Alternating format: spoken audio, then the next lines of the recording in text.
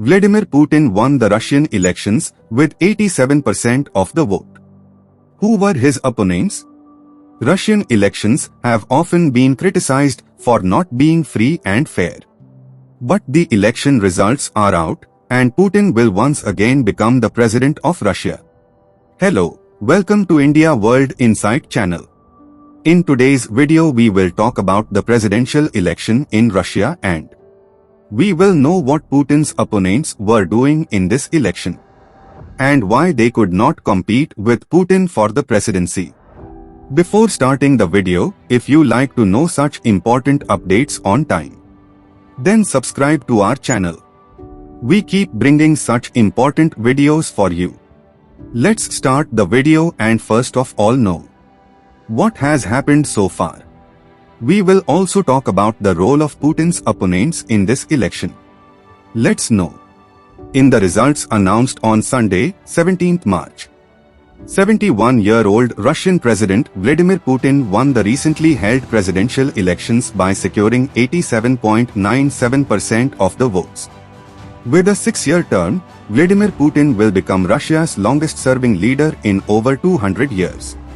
Prime Minister Narendra Modi congratulated Putin on Monday. He said in a post on Twitter that was posted earlier this week, looking forward to working together to further strengthen the time-tested special and privileged strategic partnership between India and Russia in the years to come. The leaders of China and North Korea also congratulated the Russian president. Meanwhile, the US condemned the elections. The elections were clearly not free or fair, as Mr. Putin has imprisoned political opponents and prevented others from running against him, a White House National Security Council spokesperson said. The cases of opposition leaders such as Alexei Navalny, who died while in prison earlier this year, were seen as representative of a larger, restrictive political ecosystem in Russia. Western countries often describe Russian elections as undemocratic, accusing Putin's regime of suppressing opposition voices. Since Putin first became prime minister in 1999, many of his opponents have been barred from running. Generally, many critics believe the election process is rigged from the start, with a limited number of candidates allowed to contest. They argue that such elections are held to legitimize Putin's rule as the will of the people. Well, this reaction was obvious coming from the US.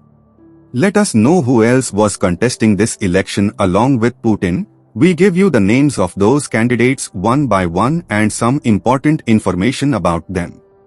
The top 3 candidates in this year's elections in terms of vote share after Putin are as follows.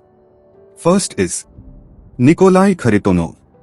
75-year-old Kharitonov is a member of the lower house of Russia's parliament and a member of the Communist Party.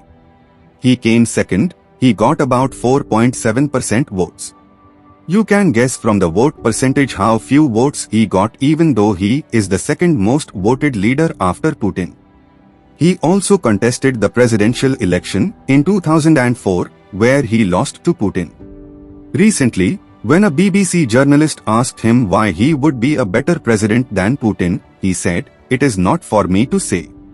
It would not be right to do so." From this you can guess about the election. A report by French news agency AFP said that on paper the Communist Party is in opposition, but in practice it is Putin's party and supports United Russia.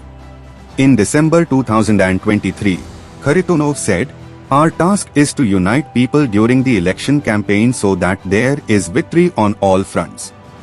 Now let's know about the second candidate. His name is Vladislav Davankov. 40-year-old Davankov is from the New People Party and got 3.6% of the vote. According to Reuters, he served as a deputy speaker of the lower house of parliament and is from the New People political party, which his father helped establish in 2020. Reuters reported that Davankov has tried to position himself as someone who opposes excessive restrictions on people's personal freedoms and, in the context of Russian politics, as a more liberal figure. But he also did not get many votes in the election. Let us now know about the third candidate, and his name is Leonid Slutsky. With 2.5% of the votes, Liberal Democratic Party of Russia, LDPR, candidate Leonid Slutsky finished fourth in the poll. He is the head of the Foreign Affairs Committee of the lower house of parliament. He also contested the 2018 election, where he got about 6% of the votes. But this time his vote decreased further. His party is considered ultranationalist in its ideology. According to the US Library of Congress, they aim to restore the Russian Empire and also promote greater political and economic ties with the Middle East as opposed to Europe and the United States. Slutsky's conduct has also come under question several times. In 2018, a group of female journalists, including a woman from the BBC's Russian service, accused Slutsky of sexual harassment. Later, the State Duma Ethics Commission of the Russian parliament cleared him of the charges. These are some leaders who stood against Putin in the Russian presidential election, and as you can tell from their condition, they got almost no votes. And once again Putin will be the president of Russia with a huge majority. That's all for today's video for now. If you liked our video, please like it. If you have any suggestions, please tell us in the comments and don't forget to subscribe to the channel. See you in the next video. Jai Hind.